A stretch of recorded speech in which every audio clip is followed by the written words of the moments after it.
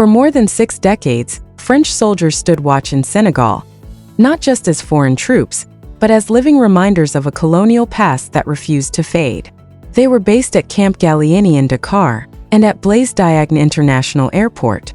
These installations weren't just temporary missions, they were permanent military fixtures, state-supported symbols of France's influence in West Africa. But in a historic shift between July 17 and 18, 2025, that chapter came to a quiet and symbolic end in a low-profile handover. The French government officially transferred control of both military sites to Senegalese authorities. No salutes, no ceremonies. Roughly 350 troops had been withdrawing in phases since March. No headlines, no drama, just silence. By the time the final French flag came down, Senegal stood entirely free of foreign military occupation for the first time since gaining independence in 1960.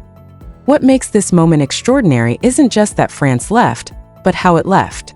Unlike in Mali, Burkina Faso, or Niger, where political tensions, coups, and protests forced France out under pressure, Senegal's exit was calm, calculated, and voluntary. It was the product of months of behind-the-scenes diplomacy between Dakar and Paris. There were no demands, no explosions, just mutual understanding. Yet, across the continent, the impact was anything but quiet. This peaceful departure struck at the very heart of what Africans have long called France-Afrique, a tangled system of military, political, and economic arrangements that kept former colonies tethered to Paris long after formal independence. These relationships were always framed as partnerships, but many Africans viewed them as colonialism by another name. In Senegal, one of France's most stable and reliable allies, that system finally crumbled. The implications are enormous. From Abidjan to N'Djamena, leaders and citizens alike are asking questions. In Ivory Coast, where France still maintains a major base, murmurs of discontent are growing. In Chad, civil society groups are challenging the logic of foreign troops on their soil. Even in quieter corners like Togo and Benin, young activists are questioning the costs and conditions of military cooperation with France. But to understand how Senegal reached this milestone, we need to talk about the man who made it happen, President Bassirou Diomaye Faye. Elected in March 2025 on a wave of youth-driven support, Faye wasn't the typical politician. A former tax inspector, political prisoner, and close ally of opposition leader Ousmane Sonko, Faye ran not on vague promises, but on one clear and radical agenda: sovereignty. For Faye, real independence wasn't just about raising a flag or singing a national anthem, it meant economic control, diplomatic freedom, and full command over national security. Foreign soldiers on Senegalese soil, in his view, were a contradiction to everything sovereignty stood for. He didn't shout his beliefs. He stated them calmly, firmly, and publicly. In his first major national address, Faye called the French military presence an anomaly, a relic of the past that had no place in a modern Senegal. For many Senegalese, especially the youth who helped elect him, those words rang like truth long overdue. Past leaders had danced around the issue, often defending France's presence as necessary for security, training, and counterterrorism. But Faye shattered that narrative.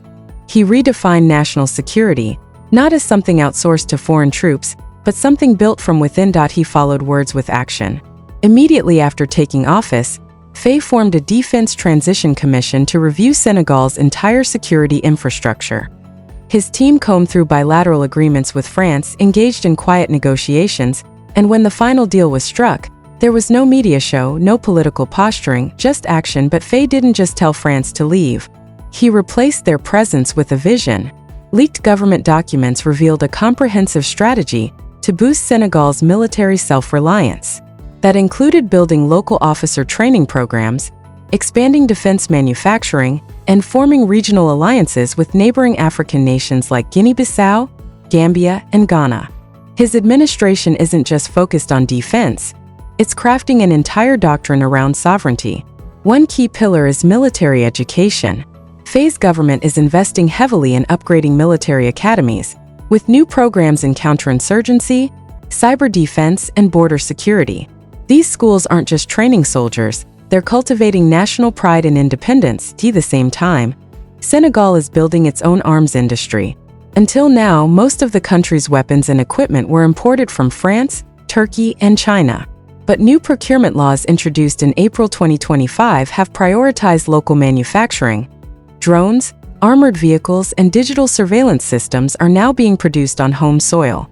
This doesn't just strengthen the military, it creates jobs and ignites a new economic sector focused on national defense. Another bold move is the creation of a civilian defense corps. Through a proposed limited military service program, thousands of young Senegalese will undergo basic military training, not to militarize society, but to instill a sense of national ownership over security. Sovereignty in Faye's vision isn't just a policy. It's something the people must live and understand. In the digital space, Faye's government is moving fast. Recognizing the threats of cyber warfare and digital espionage, Senegal is recruiting homegrown tech experts to build secure, encrypted communication networks. French cyber advisors, once in control of key IT systems, are being replaced with local teams. For the first time, Senegal's intelligence operations report only to Senegalese authorities. Crucially, none of this means isolation. Faye has kept the door open for cooperation, on Senegal's terms. He still welcomes training exercises, intelligence sharing, and even logistical support, but France is no longer the landlord. It's a guest. The power dynamic has flipped out. Of course, challenges remain. Critics argue that it will take years for Senegal to reach true military autonomy. And they're right. Building a self-reliant defense force from scratch is no easy task. But Faye's supporters argue that sovereignty is never convenient. It's earned through vision, discipline, and sacrifice. And while Senegal builds up, France is pulling back. Let's talk about what's happening on the French side of the equation.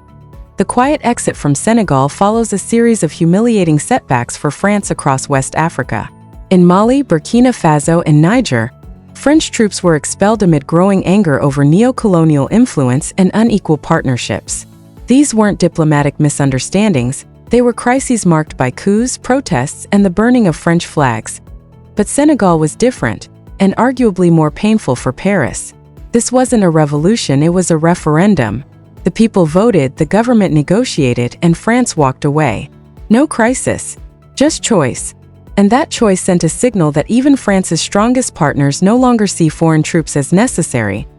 Behind closed doors, French officials are reevaluating their entire Africa strategy. A new doctrine is emerging. No more permanent bases unless absolutely necessary. France is now pivoting to short-term missions, training assistance, cyber intelligence, and arms exports. It's pouring new resources into Djibouti, its strategic base in East Africa, while downsizing operations in Gabon and suspending deployments in Ivory Coast. This new posture may reduce France's footprint, but it also shrinks its influence. Without physical bases, France loses command centers, airstrips, and logistics hubs, making it harder to intervene, respond, or maintain relevance. Critics warn that France is ceding ground to rising players like Russia, China, and Turkey, who are actively expanding their presence across the continent. French diplomats say they're adapting to a new reality, promising partnership without paternalism. But many African leaders aren't buying it. They see this retreat not as evolution but as reckoning, a long overdue consequence of arrogance, exploitation, and disregard for African agency. And as Senegal redefines independence, other African nations are watching closely. Ivory Coast, Chad, Togo, Benin, each of these countries is now under pressure to justify why French troops still remain. Youth movements, civil society groups, and independent journalists are all beginning to ask, if Senegal can secure itself, why can't we? Of course, some governments are less willing to follow. Cameroon, tightly bound to France through military and intelligence ties, is unlikely to risk that relationship. In Niger, France's exit has opened space for Russia to gain influence, a cautionary tale that one foreign master might simply be replaced by another. That's what makes Senegal's example so powerful. It didn't replace France with a new patron, chose autonomy, it created its own path. And in doing so, it gave the continent a new model, not one of chaos or confrontation, but of calculated self-determination. Senegal's move isn't just a national milestone, it's a continental signal. It suggests a second wave of decolonization is underway, not one built on protests but on policies, not on outrage but on ownership. Whether other African nations follow remains to be seen. Each has its own history, pressures, and priorities. But the myth that foreign troops are essential for survival has been shattered. France didn't have to stay, and Senegal didn't fall when it left. Now the rest of Africa must decide. Are foreign troops here for protection or for control? And if Senegal can say no, who's next?